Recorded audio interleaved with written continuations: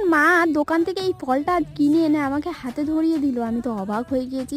আর কেন অবাক হব না, দেখতে এতটা অন্যরকম লাগছিল, ভাবছিলাম সত্যি আমি যখন ইউটিউবে দেবো না, অনেকেই হয়তো দেখে বলবে এটা আবার ফল হয় নাকি, এটা তো মনে হচ্ছে অনেকগুলো টমেটো জড়িয়ে এরকম হয়েছে। কিন্তু আসল ঘটনাটা নয়, ঘটনাটা হলো এটা যে এই ফলগুলো নাকি ডায়াবেটিস রোগ যাদের আছে তাদের এইগুলো খেলে নাকি খুব ভালোভাবে নিয়ন্ত্রিত হয়। তো যাই হোক, ওটা একটা সায়েন্সের দিকে যাই, আমরা ফলের বিবরণটা দিই। ফলটা ছিল, আমি ছোট্টবেলায় আমি দেখেছিলাম, সেটা সাইজ অনেকটাই ছোট ছিল, আর এটাকে আমরা ফটকা ফল বলতাম। আর ফটকা ফল বলার একটা অন্যতম হাস্যকর কারণ হলো এই ফলটা না আমরা কপালে ফাটাতাম আর খুব মজা পেতাম। আর এখন দেখতে পাচ্ছি সাইজে অনেক বড়, আর কেটে দেখলাম ভিতরে বীজগুলো অনেক ভর্তি। ছোটবেলা থেকে এই ফলটা নিয়ে আমি ভেবে রেখেছিলাম এটা বিষ ফল। এবার যদি বড় হয়ে জানতে পারি এটা হলো ভালো রকমের আমাদের ঔষধের মতো কাজ করে, তখন কিন্তু যতই হোক ছোটবেলার ধারণাটাই কিন্তু তাড়াতাড়ি মাথায় আসবে। তো যাই হোক, হার্ট অ্যাটাকের মতো অবস্থায় করে তাও ফলটা খেলাম আর ভালোই খেতে ছিল।